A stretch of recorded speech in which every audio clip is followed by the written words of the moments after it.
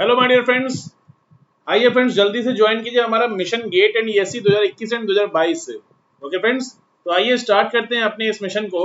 और मैं सर्वेश श्रीवास्तव आप सभी लोगों का स्वागत करता हूं। ये मेरा ब्रीफ प्रोफाइल आप देख सकते हैं और साथ ही साथ आप मेरी पूरी टीम देख सकते हैं कि किस प्रकार से इंडिया के टॉप एजुकेटर्स की एक टीम मेरे साथ यहाँ पर जुड़ी हुई है। और हम लोग आपको यहाँ पर एवरी डे कुछ ना कुछ नया मटेरियल लेकर के आते हैं और आपके लिए काफ़ी सारे क्या कहते हैं, आपको काफी सारे कॉम्पिटिटिव एग्जाम्स के लिए गाइड करते हैं। ओके फ्रेंड्स, हर एक सब्जेक्ट के लिए एक डेडिकेटेड फैकल्टी यहाँ पर आपको हमारे चैनल पर मिल जाता है। और चैनल का नाम भले ही ये अनअकैडमी गेट एमई है, अनअकैडमी गेट एमई है, लेकिन माय डियर फ्रेंड्स यहाँ पर ऐसा नहीं है कि सिर्फ गेट की प्रिपरेशन होती है। हम लोग इंजीनियरिंग सर्विसेज पे भी फोकस करेंगे। हम लोग क्या कहते हैं, हर स्टेट गवर्नमेंट के जो भी एई या जेई के एग्जाम्स होते हैं या फिर एसएससी जेई का जो एग्जाम होता है, कई सारे कॉम्पिटिटिव एग्जाम्स पे हम लोग फोकस करेंगे। पीएसयूज जो अपना अलग से कॉम्पिटिटिव एग्जाम्स देती हैं, इन पर भी फोकस करेंगे। ओके फ्रेंड्स, तो जल्दी से ज्वाइन कीजिए हमारे सेशन को। और अगर आपको मेरा ये वीडियो पसंद आए और अगर आप इससे भी अच्छा कंटेंट लेना चाहते हैं, इससे भी अच्छा कंटेंट अगर आप लेना चाहते हैं, तो आप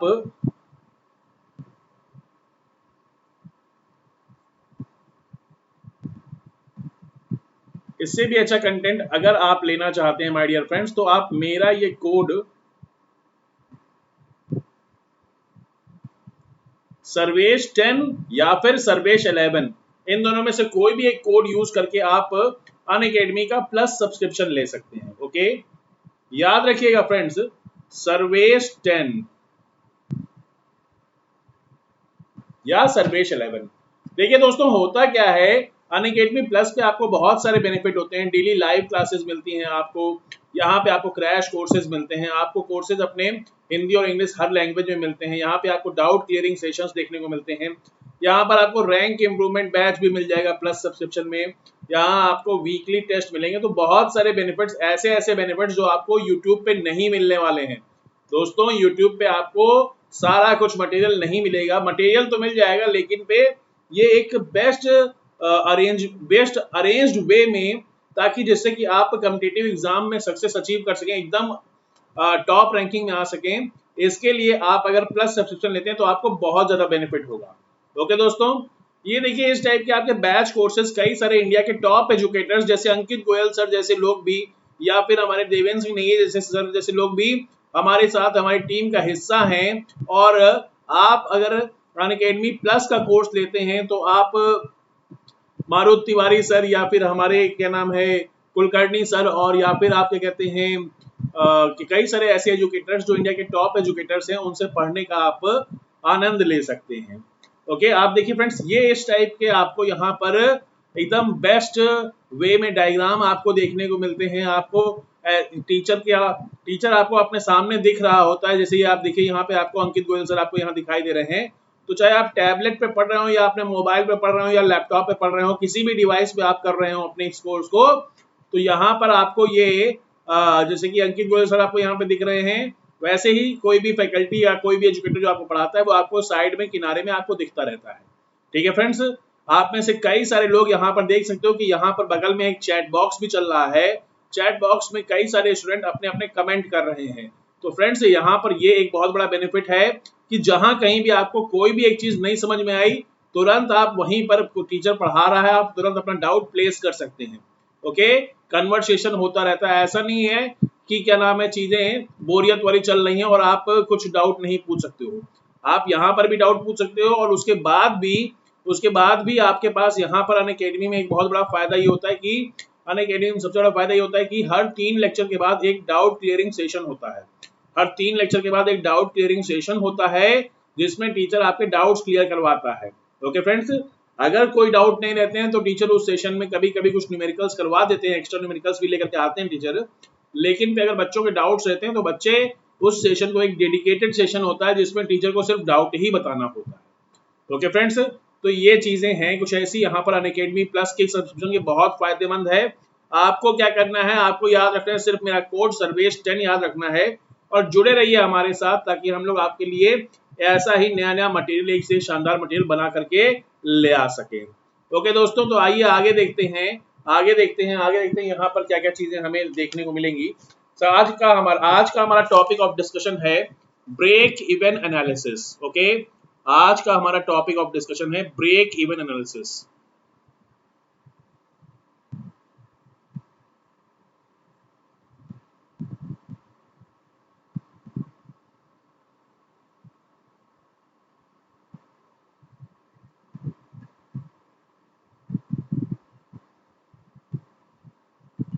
दोस्तों, आप सभी लोगों को पता है कि ये जो हमारा सेशन चल रहा है, ये सेशन हमारा यूपीपीएससी एई एनएलसी एग्जाम और एसएससी जेई एग्जाम के लिए हम लोग क्विक रिवीजन कर रहे हैं। तो इस क्विक रिवीजन सीरीज में हम लोग जल्दी जल्दी सारी चीजें देखते हैं। ओके फ्रेंड्स, तो देखिए ब्रेक इवन एनालिसिस में कैसे क्या होता है। ब्रेक इवन एनालिसिस में क्या होता है, ब्रेक इवन पॉइंट का मतलब क्या होता है। जब भी हम लोग कोई बिजनेस स्टार्ट करते हैं, तो उस बिजनेस की स्टार्टिंग में, उस बिजनेस में क्या होता है कि हमने जो भी इनपुट लगाया होता है, जो भी पैसा लगाया होता है, उस पैसे की रिकवरी कराना बहुत इंपॉर्टेंट होता है। अदरवाइज फिर कोई बिजनेस कैसे रन करेगा, ठीक है ना। तो ये जो बिजनेस जो हम लोग कर रहे हैं, यहाँ पर जो पैसे की जो रिकवरी है वो कितने टाइम में हो रही है, कितने यूनिट्स बेचने पर, कितने टाइम पीरियड बीतने पर या कितने यूनिट्स बेचने पर मेरा जो भी इनपुट हुआ होगा वो इनपुट रिकवर हो चुका होगा और मैं एक no profit no loss point पर आ चुका हूंगा। यही पॉइंट कहलाता है break even point. Okay,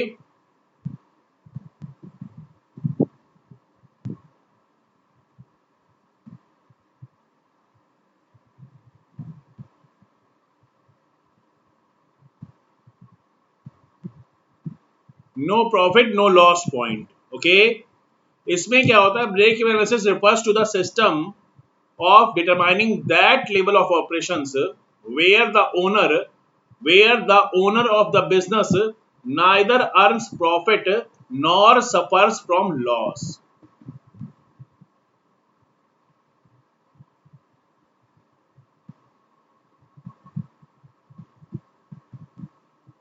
break even point या फिर break even analysis refers to the level of operations where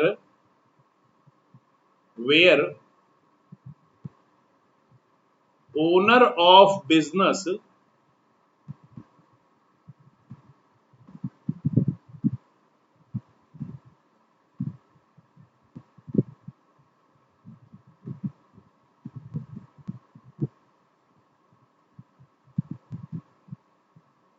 neither earns profit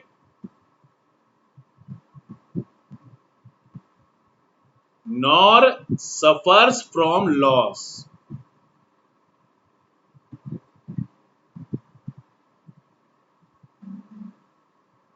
not suffers from loss. Okay, तो इसीलिए ये पॉइंट कहलाता है आपका no profit no loss point.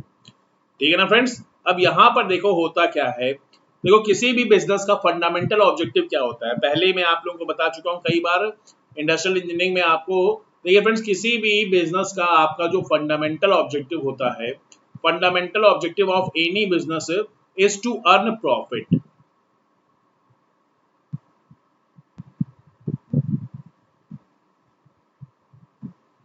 Fundamental objective of any business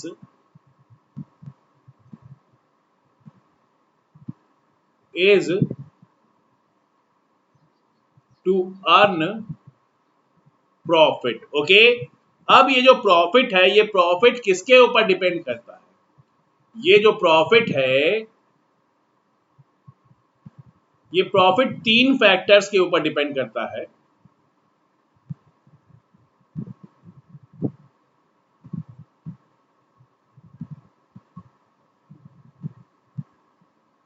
ये profit तीन फैक्टर्स पे depend करता है।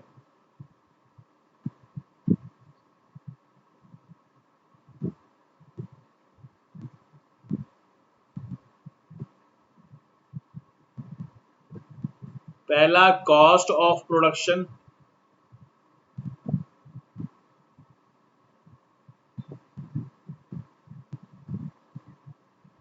दूसरा सेलिंग प्राइस, और तीसरा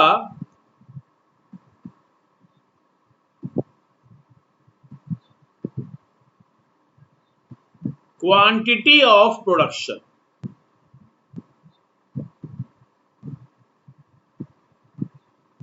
अब यहां पर एक एजम्पशन ये माना जाता है कि जितना भी हम लोग प्रोड्यूस करते हैं वो पूरा पूरा सेल कर देते हैं, तो ये इसके ऊपर डिपेंड करता है प्रॉफिट। ठीक है डियर स्टूडेंट्स, तो क्वांटिटी ऑफ प्रोडक्शन और सेल के हिसाब से आपका ये हो गया। अब देखो मैं आता हूं कॉस्ट ऑफ प्रोडक्शन के ऊपर। सबसे पहला पॉइंट कॉस्ट ऑफ प्रोडक्शन।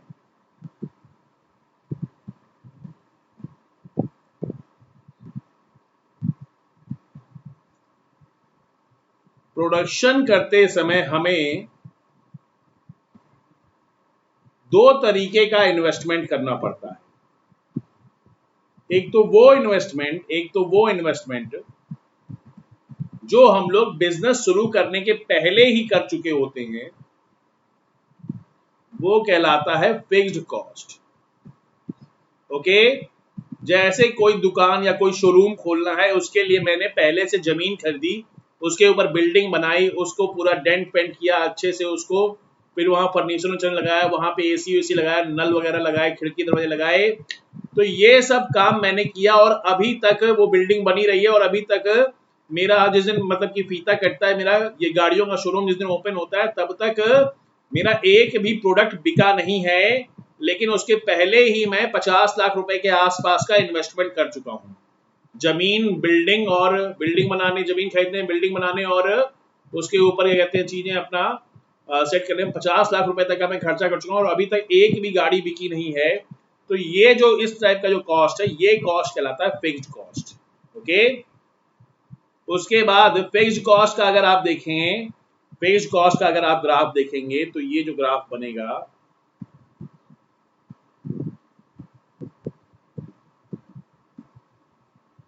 ये ग्राफ कुछ इस तरीके से एकदम स्ट्रेट लाइन बनती है।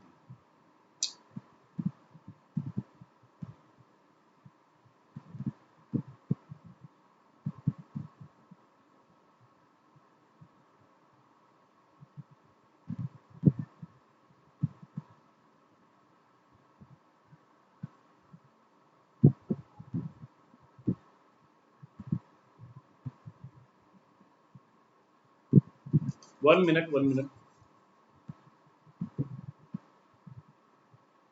सर, टूल बॉक्स कहाँ हो गया? ये रहा। ओके, इसका ये जो डायग्राम बनेगा फिक्स्ड कॉस्ट का, ये कुछ ऐसा बन जाएगा। ओके, यहां पर हमने एक साइड में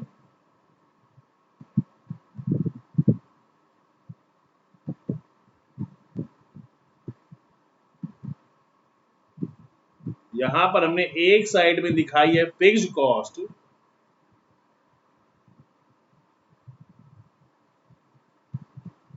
और दूसरे साइड में रिप्रेजेंट किया है क्वांटिटी। तो आप देख सकते हो ये ऐसा डायग्राम है, कॉन्स्टेंटली चलता चला जा रहा है। आपने चाहे एक भी क्वांटिटी बेची है या नहीं बेची है, इससे कोई फर्क नहीं पड़ता है। जो 50 लाख रुपए का इन्वेस्टमेंट था वो तो आप कर चुके। तो आप चाहे 1 महीने बाद देखें 100 क्वांटिटी बेचने के बाद, चाहे आप 5 महीने बाद देखें 500 क्वांटिटी बेचने के बाद, चाहे आप 3 साल के बाद देखें 3000 3,500 क्वांटिटी बेचने के बाद, अगर आप देखें तो भी क्या कहते हैं, वो जो 50 लाख का इन्वेस्टमेंट था वो तो 50 ही लाख का रहेगा। ओके, तो ये हो गया हमारा फिक्स कॉस्ट। अगला एक आता है हमारे पास, वो होता है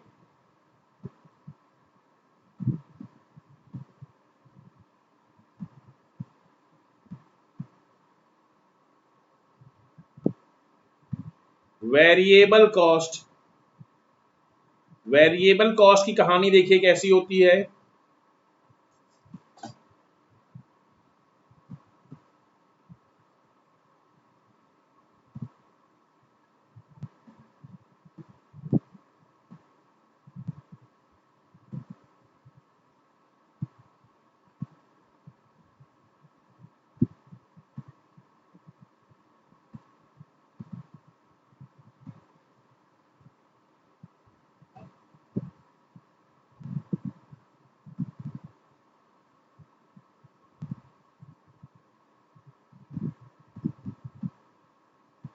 वेरिएबल कॉस्ट और क्वांटिटी अगर देखा जाए तो वेरिएबल कॉस्ट जो महीने का, हर महीने का जो खर्चा होता है, जैसे कि इलेक्ट्रिसिटी बिल हो गया, या मेरे स्टाफ की सैलरी हो गई, या फिर मैंने कुछ इंश्योरेंस करवा रखा है, या फिर ऐसी कई सारी चीजें होती है, एडवर्टीजमेंट पे खर्चा कर रहा हूँ, तो ये सब जो चीजें आती हैं ये मेरा पर मंथ खर्चा होता ही होता है, चाहे मेरी कोई कमाई हो चाहे ना हो।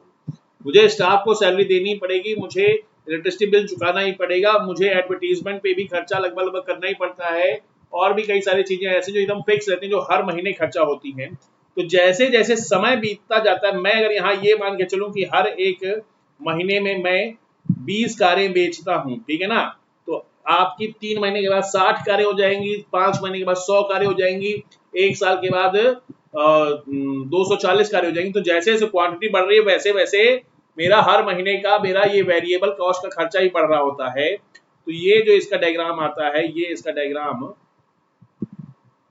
ये एक ऐसा इंक्रीजिंग ऑर्डर में इंक्रीजिंग स्लोप वाली एक स्ट्रेट लाइन आती है। ओके, तो जब कभी भी आप देखते हो, मैंने ये कह दिया, लेट अस सपोज मान लिया मैं ये गाड़ियों का एक शोरूम है मेरा, मैंने उसको खोला है और वहां पर मेरा पर मंथ का खर्चा आ रहा है 1 लाख रुपए। ओके, जब वो मैंने शोरूम खोला था तो फॉर एग्जाम्पल मेरा फिक्स्ड कॉस्ट क्या था, फॉर एग्जाम्पल फिक्स्ड कॉस्ट था 50 लाख रुपए का। ओके, और वेरिएबल कॉस्ट मैंने ले लिया फॉर एग्जाम्पल, देखिए फ्रेंड्स एग्जाम्पल ले रहा हूं मैं, ये आ रहा है 1 लाख रुपए पर मंथ का। मुझे अपने स्टाफ की सैलरी, इलेक्ट्रिसिटी बिल और बाकी चीजों में 1 लाख रुपए पर मंथ खर्च करना पड़ता है, 1 लाख रुपए पर मंथ। ओके, तो जब भी मैं आपसे कहूंगा कि भाई 3 महीने बाद बताओ कितना खर्चा हो गया, तो 3 महीने बाद आपका 53 लाख का हो गया, 6 महीने बाद 56 लाख रुपए, एक साल बाद 62 लाख रुपए। ठीक है फ्रेंड्स, क्यों? क्योंकि ये आपका पर मंथ 1-1 लाख रुपए खर्च हो रहा है। अब कहानी क्या है कि मैं रिकवरी, अब देखो कोई भी सिस्टम जो है, यहां पर आपका ये टोटल कॉस्ट एक आ जाएगी, यहां पर टोटल कॉस्ट क्या हो जाएगी, टोटल कॉस्ट हम लोग कैसे निकाल रहे हैं, इन्हीं दोनों कॉस्ट से,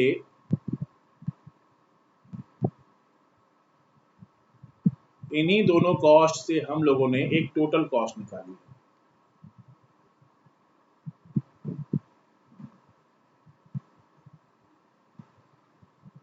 इन्हीं दोनों कॉस्ट से मिला करके हमने एक टोटल कॉस्ट निकाली, और टोटल कॉस्ट क्या हो जाएगी,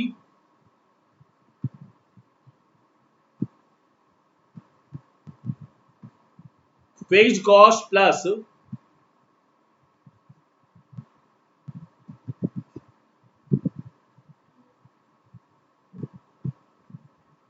वेरिएबल कॉस्ट। ओके फ्रेंड्स, ये दोनों मिला दो तो मेरा आ जाता है टोटल कॉस्ट। तो देखो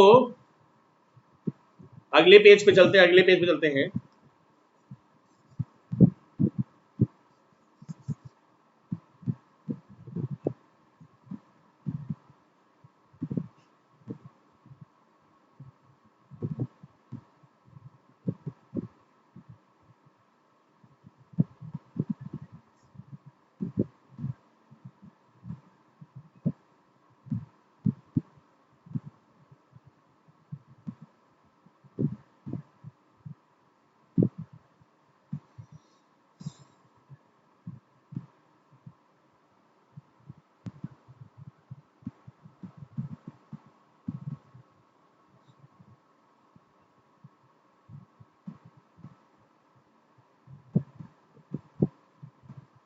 टोटल कॉस्ट देख सकते हैं फ्रेंड्स हम लोग, ये होती है fixed cost plus variable cost. तो यहां पर मैंने फिक्स्ड कॉस्ट का डायग्राम कुछ ऐसा अगर बनाया है,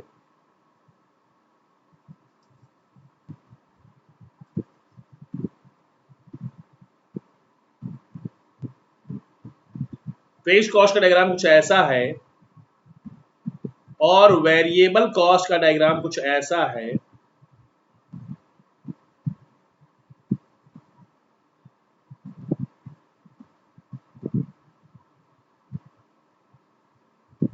एकदम ओरिजिन से स्टार्ट होगा,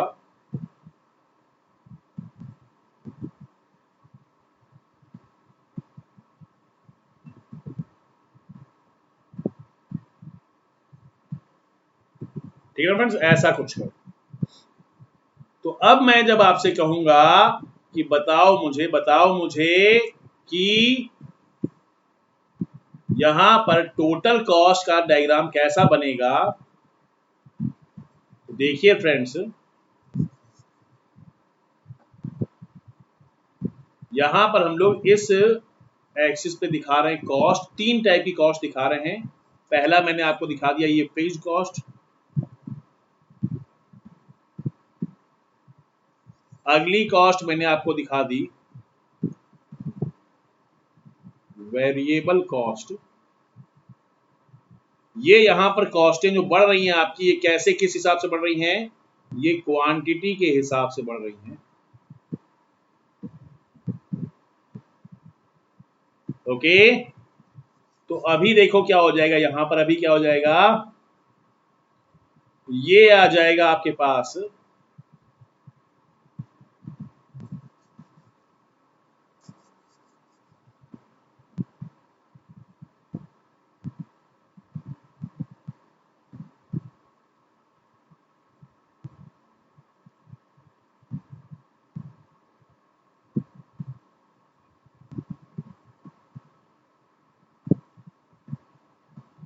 ओके फ्रेंड्स, ये आ गया आपके पास total cost.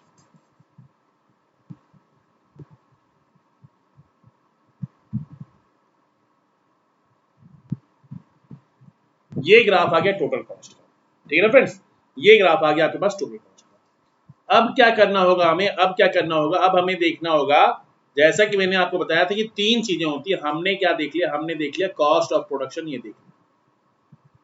Okay, A part cost of production, हमने यहाँ पर कॉस्ट ऑफ प्रोडक्शन ए नहीं, बल्कि इसको आप वन पार्ट लिखो तो ज्यादा सही रहेगा।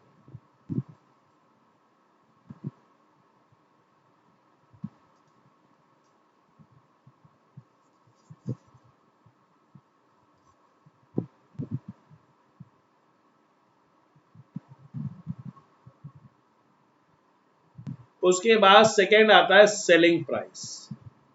Selling price per unit selling price S अगर मुझे पता हो और कितनी क्वांटिटी मैं बेच रहा हूं, तो यहां से मुझे ये क्वांटिटी क्यू पता हो, तो मैं जैसे मान लीजिए एक यूनिट को मैं 100 रुपए में बेचता हूँ, एक एक कार को मान लिया मैं 5 लाख में बेचता हूँ और एक महीने में 20 कारें बेचता हूँ, इसका मतलब मेरी सेल कितनी होती है, 5 लाख इंटू 20 यानी कि 1 करोड़ की।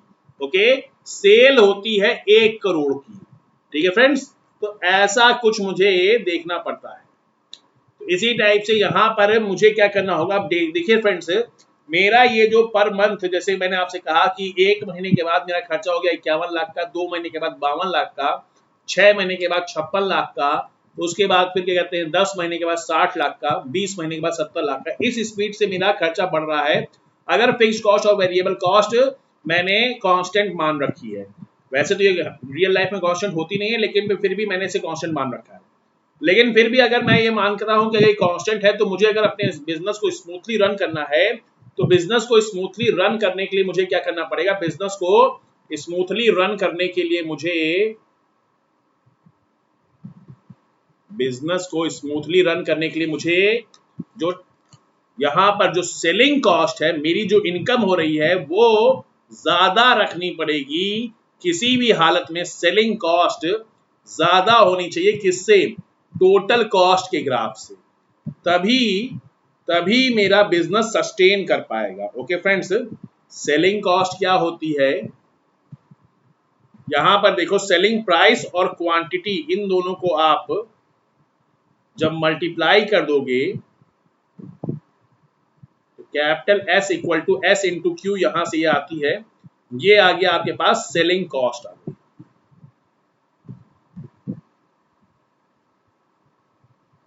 ठीक है फ्रेंड्स, तो ये जो सेलिंग कॉस्ट होनी चाहिए, सेलिंग कॉस्ट हर हाल में ज्यादा होनी चाहिए। क्यों, क्योंकि आपको पता होगा सेलिंग प्राइस क्या होती है, सॉरी प्रॉफिट आप लोगों को पता होगा माय डियर फ्रेंड्स, प्रॉफिट क्या होता है, सेलिंग प्राइस कॉस्ट प्राइस के टर्म्स में आपने फॉर्मूला सुना होगा, प्रॉफिट होता है सेलिंग प्राइस माइनस में कॉस्ट प्राइस। तो यहां पर सेलिंग प्राइस क्या हो जाता है, सेलिंग प्राइस हो जाता है कॉस्ट प्राइस प्लस में प्रॉफिट। अब इसी कॉस्ट प्राइस को हम लोग कहते हैं टोटल कॉस्ट, ठीक है फ्रेंड्स। तो जब हम लोग पर यूनिट में देख रहे होते हैं तो प्राइस की बात करते हैं, और जब ओवरऑल देखते हैं तो कॉस्ट बोलते हैं। तो सेलिंग कॉस्ट क्या हो जाएगी,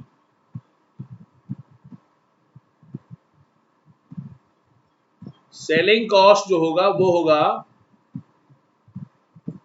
total cost plus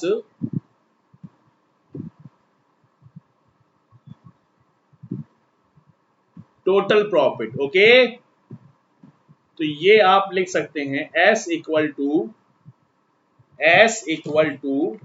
total cost equal to plus में पी, ऐसा आप कुछ लिख सकते हैं। ओके फ्रेंड्स, तो देखो यहां पर क्या हो रही हैं चीजें, ये आप देखते हो कि हर हाल में जो एस है वो टोटल कॉस्ट से बड़ा है। सेलिंग कॉस्ट हर हाल में टोटल कॉस्ट से बड़ी होगी, तभी क्या कहते हैं हमारा बिजनेस स्मूथली रन कर पाएगा। तो बड़ी होगी इसका मतलब क्या, इसका जो स्लोप होगा वो कुछ ना कुछ ज्यादा होना चाहिए,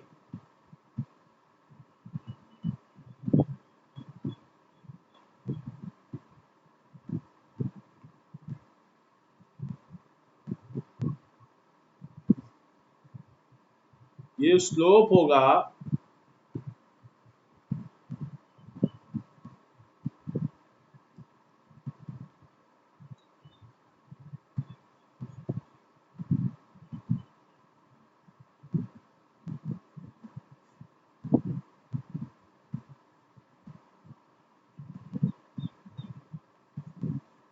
ये कुछ ना कुछ ज्यादा होगा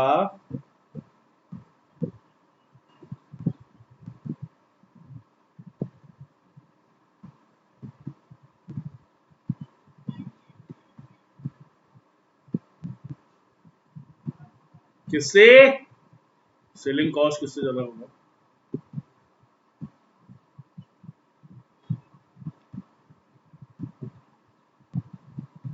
तभी ये आपका बिजनेस सस्टेन करेगा। ठीक है फ्रेंड्स, तो यहां पर आप देख सकते हो ये जिस पॉइंट पे ये सेलिंग कॉस्ट और टोटल कॉस्ट एक दूसरे को कट कर रहे हैं, वो क्वांटिटी के टर्म्स में उस पॉइंट पर जो क्वांटिटी होगी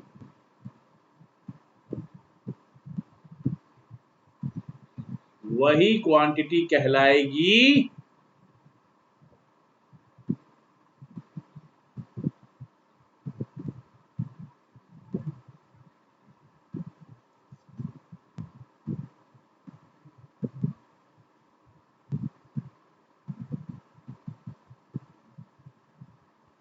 ब्रेक इवन क्वांटिटी।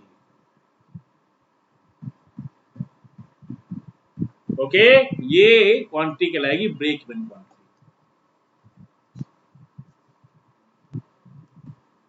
अभी यहां पे एस क्या हो जाएगा, एस हो जाएगा टोटल कॉस्ट प्लस पी। तो एस हो जाएगा आपका टोटल कॉस्ट क्या होता है, मैंने पहले ही बताया टोटल कॉस्ट जो है वो fixed cost plus variable cost है। अब यहां पर मैंने मान लिया टोटल कॉस्ट को, ये फिक्स्ड कॉस्ट को कैपिटल एफ मान लिया और वेरिएबल कॉस्ट को कैपिटल वी मान लिया मैंने। ओके, तो यहां पर ऐसा लिख सकते हैं हम लोग S equal to fixed cost plus variable cost plus profit. Okay, अब ये कैपिटल एस को हम लोग लिख सकते हैं स्मॉल एस इंटू क्यू, ये हो गया कैपिटल एफ। कैपिटल वी को लिख सकते हैं variable cost per unit into total quantity plus में पी। ओके, अभी आपका एस माइनस वी कर लिया जाए तो ये हो जाता है क्यू हो जाता है, और ये बचता है एफ प्लस पी। ओके, तो यहां पर फ्रेंड्स आपको देखने को मिल रहा होगा एक सिंपल सा फॉर्मूला क्यू, क्या देखने को मिल रहा है, ये देखने को मिल रहा है F plus P divided by S minus V. Okay my dear students, देखो माय डियर स्टूडेंट्स, आप लोग देखिए इस चीज को कि यहां पर आपको क्वांटिटी का फॉर्मूला मिल रहा है F plus P divided by small S minus में वी।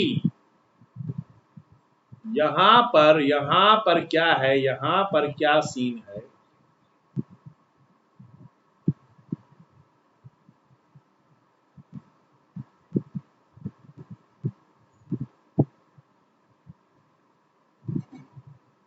यहां पर क्या सीन है कि जैसा कि मैंने आपसे पहले ही कहा है कि ब्रेक इवन पॉइंट का मतलब क्या होता है।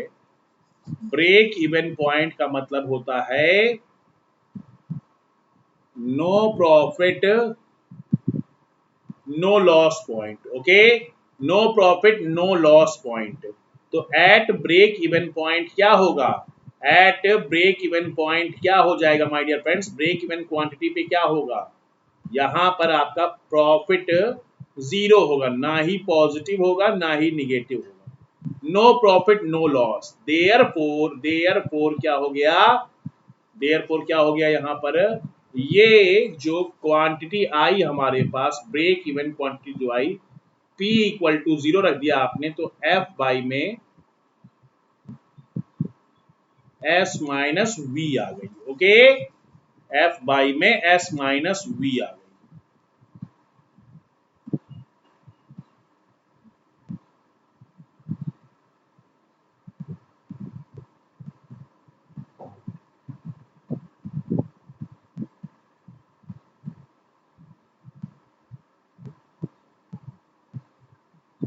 ठीक है ना माय डियर फ्रेंड्स, ऐसा कुछ हो गया। Q equal to F by में S माइनस वी, ये आ गया आपका फाइनल, ये ब्रेक इवन क्वांटिटी का यही आ गया आपके पास formula. It is the formula of break even quantity.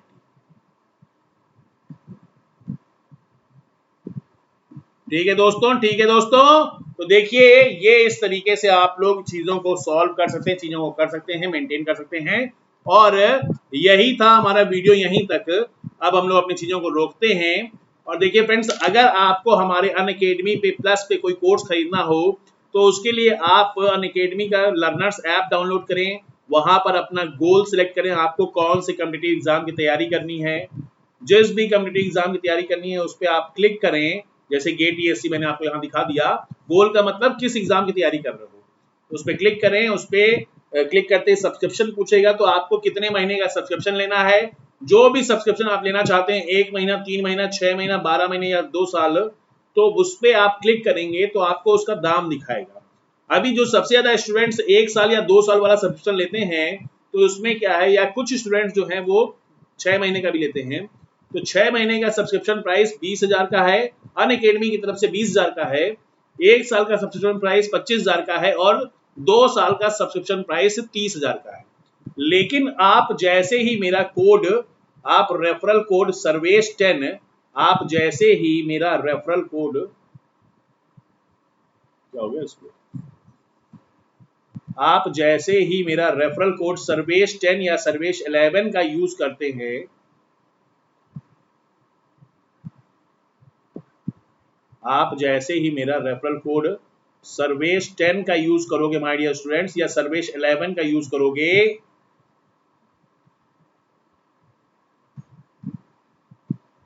तो इससे आपको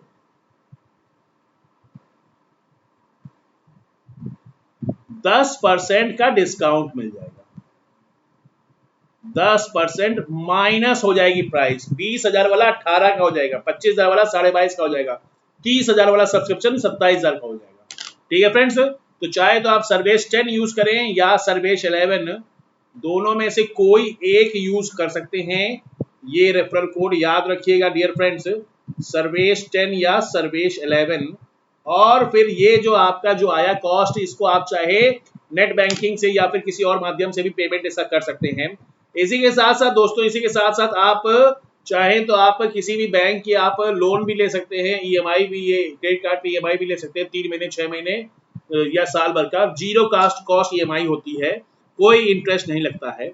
और फ्रेंड्स, अगर आप चाहें तो आप हमारा ये जो चैनल है, ये गेट एस्पिरेंट MECE और CSE, फेसबुक हमारा ये ग्रुप है, फेसबुक ग्रुप आप ज्वाइन कर लें। यहाँ पर आपको 10,000 से ज्यादा स्टूडेंट्स मैकेनिकल, सिविल या कंप्यूटर साइंस इंजीनियरिंग के मिल जाते हैं।